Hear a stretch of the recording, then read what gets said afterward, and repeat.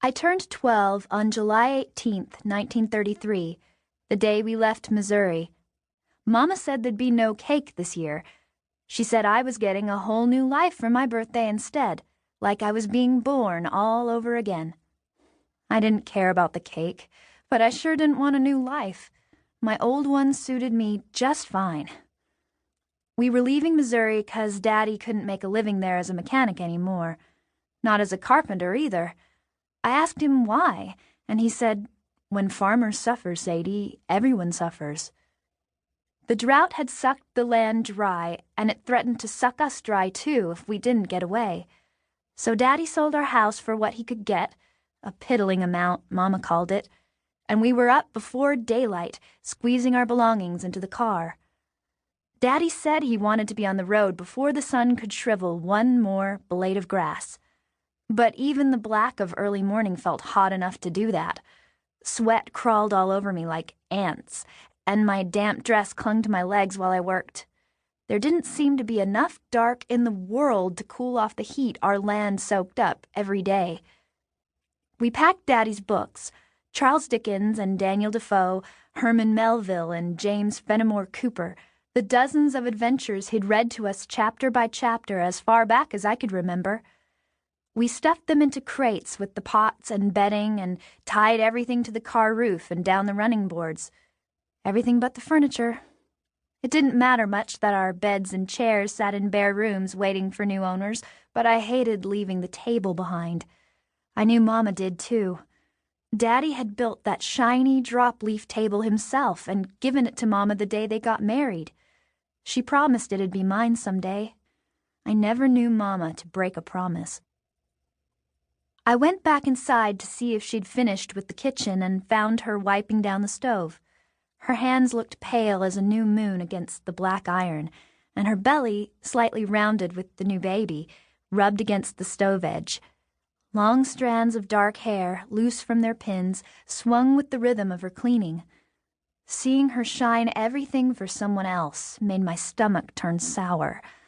I shoved back my own dark hair, sticky with sweat, and felt anger heat up my cheeks. She could have talked to Daddy like I asked her to. She could have reminded him of how wearisome a trip could be and about the baby she lost when me and Jacob were little. If she had, we might not be leaving. I ducked my head and ran a finger around the smooth edge of the table, too mad at Mama to look at her anymore. It wasn't fair we had to give up so much. My bitterness must have pushed a scowl onto my face, 'cause Mama leaned close and whispered, "Daddy said he'd make us another table, Sadie, for our new life."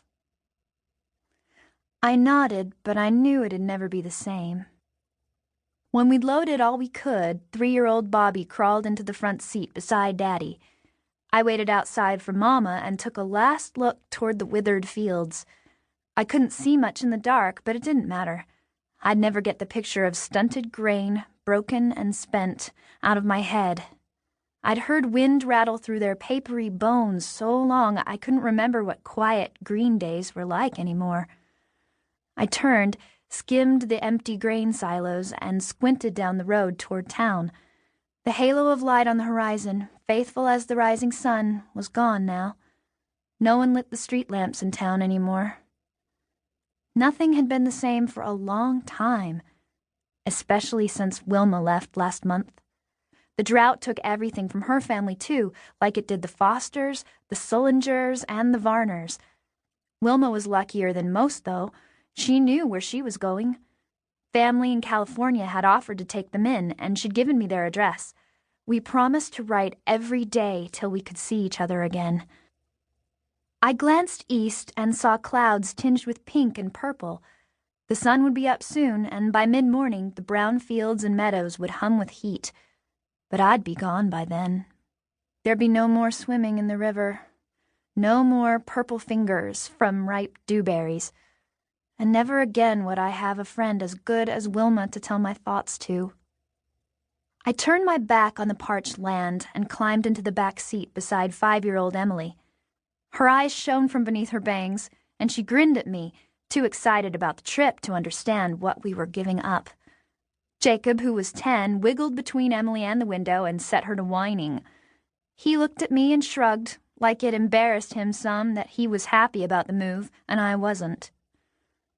Daddy was ready to leave, but Mama pulled the broom from the running board of the car and headed for the porch, determined to leave it clean. Sweeping seemed a waste of time to me. The wind was bound to get up like it did every day and blow the dusty yard onto the porch again. But Mama didn't care. She said the house had given its best and deserved no less from us.